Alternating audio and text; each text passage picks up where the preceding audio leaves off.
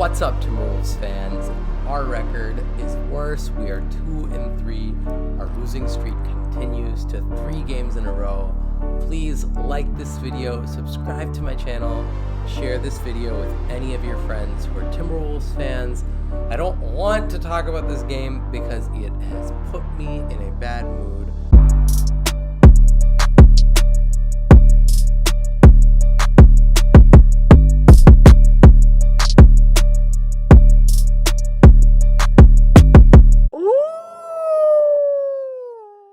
What a terrible way to escape 2020 and enter 2021, losing to the winless Washington Wizards, who are 0-5 with no Russell Westbrook today. The Timberwolves have been struggling without Cat. Today will be his 3rd game in a row that he did not play. It is our 3rd loss in a row. Okogie is missing his 2nd game in a row today. This hamstring injury. I have not heard very many things about this injury of his. I hope Okogie is okay. I miss his effort and energy on the floor every night he hasn't been there. Russell Westbrook was out.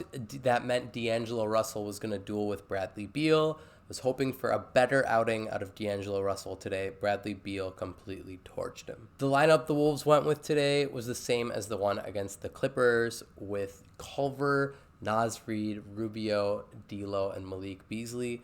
And honestly, I like the balance of this team in theory, this starting lineup, but they did not look good today. Jarrett Culver is not able to get anything going early on. D'Angelo Russell is so selfish in the beginning that it takes everyone else out of rhythm. First quarter, we had a terrible start to this game against the Washington Wizards. They went on an 11-3 run.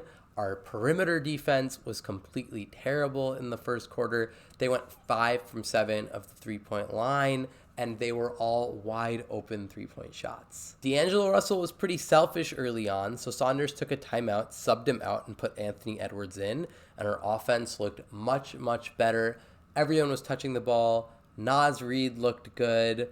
Malik Beasley was, thank God, the saving grace of our first quarter. He scored 9 of the first 11 points. He's always aggressive, always ready to shoot. I love that guy. He's proving he's worth every penny so far. As our offense started to look better and better, then Saunders put D'Lo in at the end of the first quarter. And again, it started looking not that good, and it made me really disappointed in D'Lo's performance today. Second quarter, we kept our poor play going in the second quarter. We ended up going down 16 points with about 8 to 9 minutes in the second quarter. Saunders, again, in the second quarter, subbed D'Lo out. And could you believe it? Because we moved the ball. What a concept. We ended up cutting this lead to 3 points. Somewhere in there, D'Lo came in and he helped in our system using ball movement, a simple fundamental concept that 3rd and 4th graders use to help win basketball games. We used ball movement to help us cut this lead down to 3 points. In the second quarter, Jordan McLaughlin looked good. Layman had a better outing today. Naz Reid was a beast defensively and getting things going offensively. That was about everything at halftime. In the second quarter, we were doing a much better job limiting them on the three-point line, making shots tougher on them, and we were moving the ball, setting up on defense. It was looking great. But then the third quarter started. Third quarter. Out of the third quarter, we looked so sluggish. They went on a 9-0 run, had 2 wide open three-pointers. We called a timeout. Then it's like we forgot everything that we did that helped cut that second quarter 16-point lead to 3, and it all just went worse. There was no ball movement. We were taking selfish individual shots. They were getting open on the three-point line. I mean, Naz fouled out before all this happened, so I can understand how our momentum was shifted because he was playing like such a beast in the first half. But it just took the air out of the building. We had so many poor offensive possessions leading to poor offensive shot selection, turning the ball over, this leading to them getting easy fast break points. Our defense wouldn't be able to get set up, and it just made us look terrible. Rubio and D'Lo were so sloppy turning the ball over, and somehow you look at the score at the end of the third quarter, and we're down by 30 points. This was a 3-point game. Bradley Beal, at the end of the third quarter, sat out for the rest of the game. He played 27 minutes, scored 27 points on 12 of 20 shooting. Fourth quarter. In the fourth quarter, it was the same story as the last two games. Jared Vanderbilt, great energy. You're hustling for minutes. I want you to get them. Saunders put him in. Jaden McDaniels played. We saw some glimpses of his potential. Edwards, Naz Reid, Jarrett Culver, a lot of the younger guys all played, had some good highlights, but it didn't matter because we were down by so much that we were already going to lose this game. The final score ended up being 130 to 109. We end up losing this game. I felt like there were three major cons on the night. One was defensive lapses. So we would have these moments where our defense was great for a couple of minutes, and then we would make a substitution, and it looks like we're a completely different team with just one other person entering the floor. We'd lose all defensive rhythm. It would be way too easy for the other team. And boom, we're already exposed on defense just because we can't stay composed. We have to find a way to keep that effort and intensity without this mood changing just because of one other player entering, or maybe just a confidence thing. Sometimes it's the same lineup was looking good 1 minute and now they look bad another minute. These lapses cannot happen. We need to see signs of consistency. The second biggest thing was the inconsistent ball movement on the offensive end. I mean, sometimes we're moving the ball, we're generating great looks, and all of our role players are getting phenomenal looks and they're playing great. But then other times we're playing selfish basketball and D'Angelo Russell just keeps bricking these tough contested shots high in the shot clock. Our third and final con on the night is that we have this light switch that we like to turn on and off for the Timberwolves, just in general about playing and winning a game. And we turn it on and we look so good. Like we're moving the ball, or on defense we're getting blocks and we're rebounding well, we're pushing, we're scoring easy buckets. But then we turn this switch off and we look like a terrible team that has no idea what they're doing. It's so frustrating to watch a team play with effort and intensity and aggression 1 second, and then it all gets thrown away. This light switch issue is something we have not been able to overcome for the last 3 games. We've shown improvement on it. The Lakers game we were trash in the first quarter, the Clipper game we were trash in the second quarter, the Wizards game we were trash in the third quarter.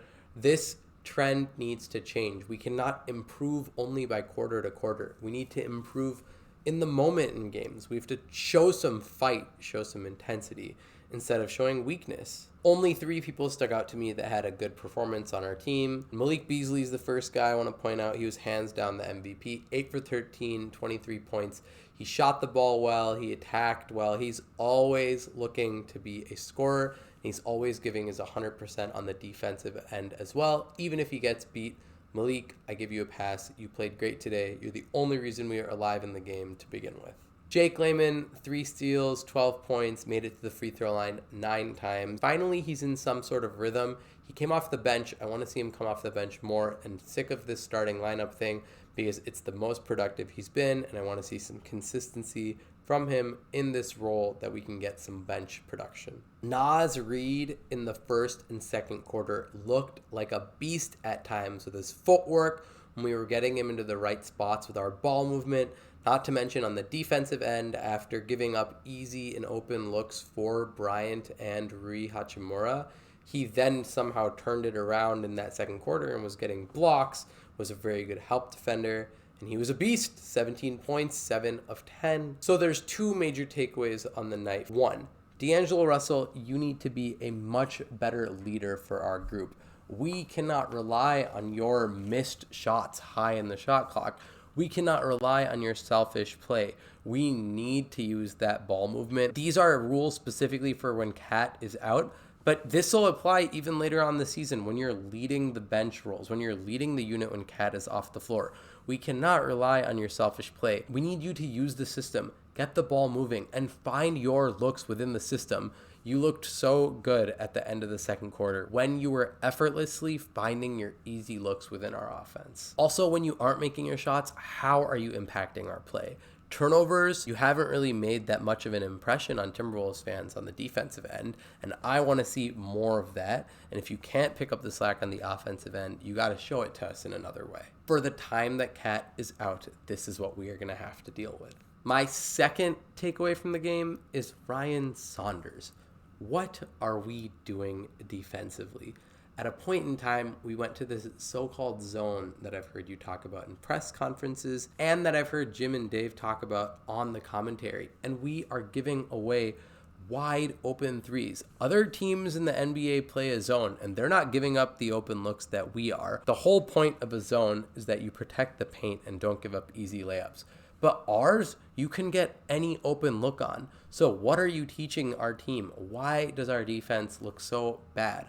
I want to have faith in you. I want you to be a successful coach, but you're making it really difficult for us fans. We don't even double in the post. I've noticed we let people try to score in the post. They end up scoring in the post. Why don't we make it tough on them? Why don't we try to cause turnovers, double in the post, try to get a steal, try to make a tough kickout happen? I know these are all basic basketball fundamentals. I'm sure they get talked about, but something is missing. The only things I will say to defend this Wolves team is that one, we're young or unexperienced. We also don't have much strength or size, so we get overpowered pretty easily.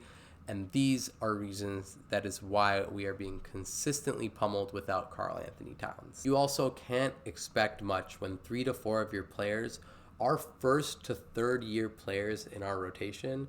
You can't expect much of them. They are still growing and they are still learning. All I want is for Karl Anthony Towns' wrists to be healed as quick as possible and to be fully healed. Cat, we need you so bad. Our schedule does not get any easier. We play the Nuggets home and away, then the Portland Trailblazers away, and then the Spurs twice. Those are a tough 5 Western Conference games in a row. I don't think Cat will return, so I'm not sure what will happen over this next 5-game stretch. My hot take is that Anthony Edwards will score 20 points and 5 rebounds because he will be able to be a spark off the bench. On this day in Wolves history, the Timberwolves beat the San Antonio Spurs 106-96. Kevin Love had 24 points, 15 rebounds. Michael Beasley and Luke Ridenour had 19 points apiece. That was a fun Wolves year. Held Tim Duncan to 12 points, 3 assists, and 2 rebounds. All right, guys, I will see you Sunday, January 3rd, when we play the Denver Nuggets at home again, hoping that we can somehow pull something out and get a win against this struggling 1-4 Nuggets team. Please like my video, subscribe to my channel, share to any of your Timberwolves friends. Let's go Wolves!